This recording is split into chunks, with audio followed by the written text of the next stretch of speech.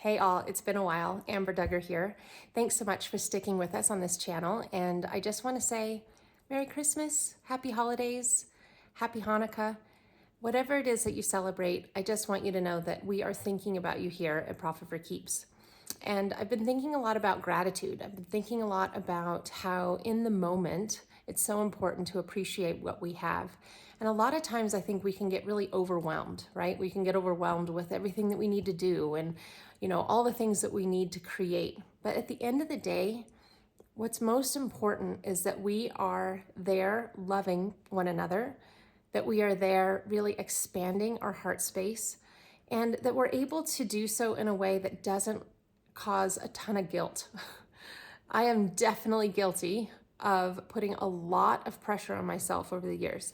And what I've learned is that it really doesn't make a difference. It just doesn't. All it does is make me feel horrible, and those around me can feel that stress. So I have some advice that I would love to just provide and encourage you all to consider.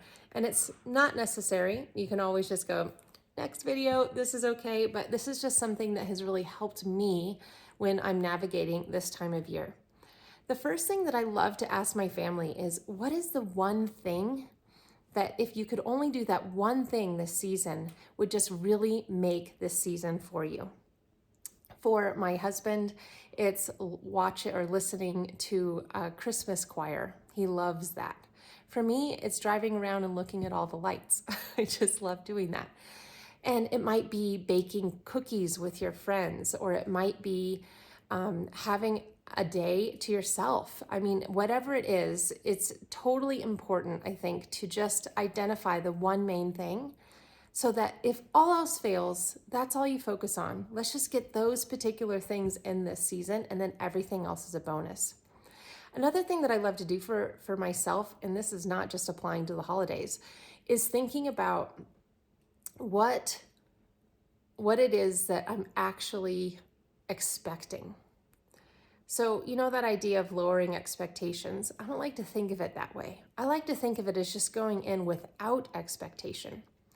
Because the thing is, happiness equals reality minus expectations. What? So just think about that for a second. If you don't have expectations, you are truly in a place where you can be grateful for anything that comes in. So instead of focusing on what's not there, you can focusing on what is. And it's a really beautiful exercise to do, and it's something that I absolutely emphasize this time of year. So I don't expect to have the Christmas morning that that we may have expected in the past. I'm not expecting certain things to happen. Instead, I'm just more go with the flow. Whatever happens is meant to happen. And I'm really embracing that more and more in my life, that everything, whether we perceive it as good or bad, is happening to us for a reason, for us, in our growth, in our path, in our journey. So if something is not going well in your life right now, I want you to just imagine, how is this helping me? How am I going to be able to pull from this later?